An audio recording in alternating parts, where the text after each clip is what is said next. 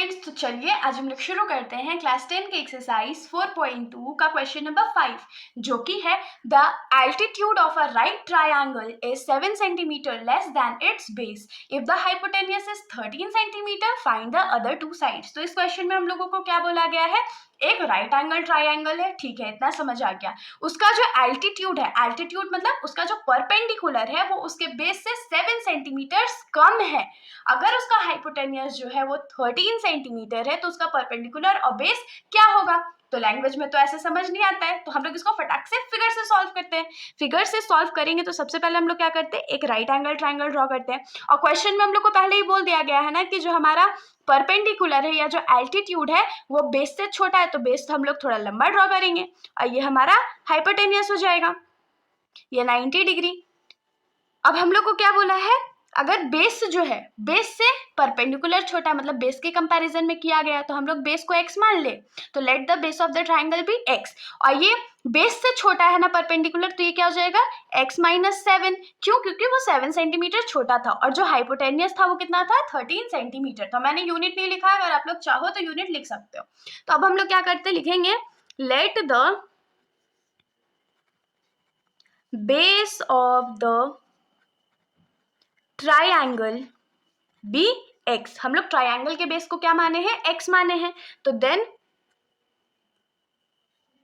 Altitude यहां से हम लोग को क्या मिल जाएगा, एल्टीट्यूड। आप लोग एल्टीट्यूड भी लिख सकते हो, परपेंडिकुलर भी रख सकते हो, दोनों वैलिड है। तो ये क्या हो जाएगा x माइनस 7, क्योंकि एल्टीट्यूड जो है वो बेस से 7 सेंटीमीटर छोटा था, तो एल्टीट्यूड हमारा क्या हो गया, x माइनस 7। अब जो हाइपोटेन्यूज है वो हम लोग को क्या गिवन है, 13 गिवन है। तो हम लोग लिख लेते हैं हाइपो टेनियस इज इक्वल्स टू कितना है, 13 है, ठीक है, चलो इसमें भी कोई दिक्कत नहीं है। अब राइट एंगल ट्रायंगल जहां भी आता है हम लोग को तो x का वैल्यू फाइंड करना था। तो राइट एंगल ट्रायंगल के साथ हम लोग क्या जानते हैं, पाइथागोरस थ्योरम जानते हैं। तो हम लोग फटाफट पाइथागोरस थ्योरम से इसको सॉल्व करेंगे। तो हम लोग लिखेंगे using Pythagoras theorem. Pythagoras theorem हमारा क्या था, हाइपोटेन्यूज का square is equals to perpendicular का स्क्वायर प्लस बेस का स्क्वायर। हम लोग इसको थोड़ा अरेंज कर लेते तो ये क्या हो जाएगा, परपेंडिकुलर का स्क्वायर प्लस बेस का square is equals to hypotenuse का स्क्वायर। तो परपेंडिकुलर हमारा क्या है, x माइनस 7 का होल स्क्वायर माइनस बेस क्या था, x था और उसका स्क्वायर कर देते, और हाइपोटेन्यूज कितना था, तो 13 था। तो यहाँ से हम लोग इसको एक्सपैंड कर लेते, तो ये किसके फॉर्मूले में, a minus B whole square के फॉर्मूले में। तो ये क्या हो जाएगा, a का स्क्वायर प्लस b का square minus 2 into A into B minus X square is equals to 13 का स्क्वायर। सॉरी, यहाँ पर ये प्लस बी स्क्वायर है ना, तो ये प्लस एक्स स्क्वायर हो जाएगा, तो यहाँ पर भी एक्स स्क्वायर प्लस में होगा।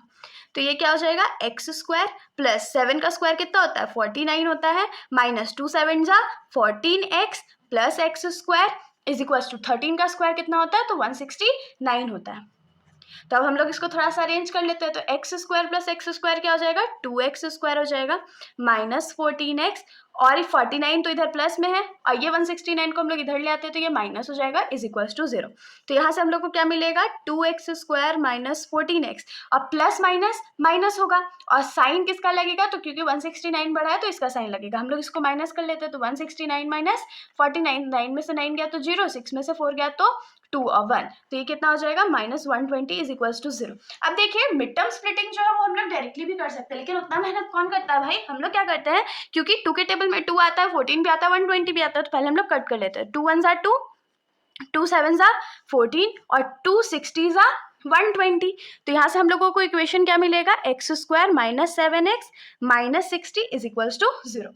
अब हम लोग क्या करते हैं, तो मिड टर्म स्प्लिटिंग करेंगे। मिड टर्म स्प्लिट करने के लिए कांस्टेंट टर्म को एक्स स्क्वायर के कोएफिशिएंट से मल्टीप्लाई कर देते हैं, तो ये हमारे पास क्या हो जाएगा, 1 इंटू 60 विच इज 60। अब 60 को हम लोग प्राइम फैक्टराइज करते हैं, तो 2 के टेबल में 30 टाइम्स में, फिर 2 के टेबल में 15 टाइम्स में, फिर 3 के टेबल में 5 टाइम्स में, और आंसर हम लोगों को कितना चाहिए, -7 चाहिए। तो दिमाग लगाइए फटाक से, क्या करेंगे, तो देखिए 2 2 जा 4 होता और 4 3 जा 12 होता है, ये 12 हो गया। अगर हम लोग 12 में से 5 को माइनस कर दे तो 7 बचेगा ना, लेकिन हम लोग को 7 नहीं चाहिए, हम लोग को क्या चाहिए, -7 चाहिए। इसीलिए हम लोग बड़े वाले नंबर को माइनस में रखेंगे और छोटे वाले को प्लस में रखेंगे, तभी तो माइनस प्लस माइनस होगा। तो हम लोग को यहाँ से क्या मिलेगा, X square minus 12x plus 5x -60 is equals to 0।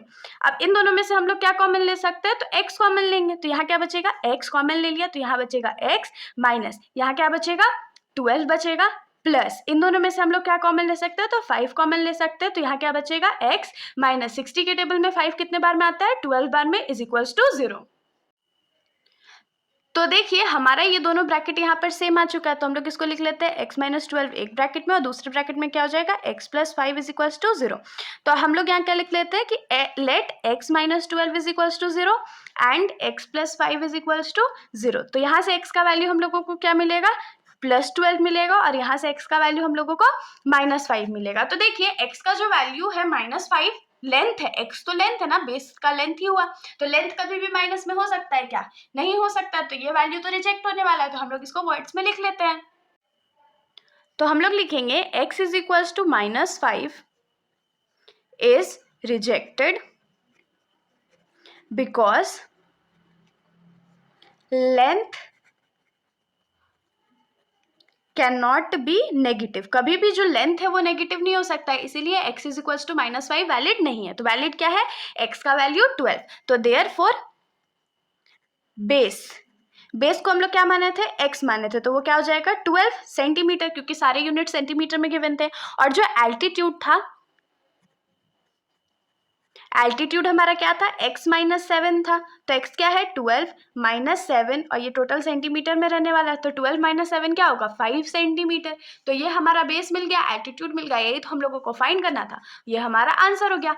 इसके साथ हमारा ये जो सॉल्यूशन है यहीं पर खत्म हो जाता है। अगर आप लोगों को कोई भी डाउट हो तो आप लोग कमेंट सेक्शन में पूछ सकते हो, वरना अगर आप लोगों को वीडियो अच्छी लगी तो वीडियो को लाइक कर दीजिएगा और मेरे चैनल को बिना सब्सक्राइब किए कहीं मत जाइएगा। Thank you.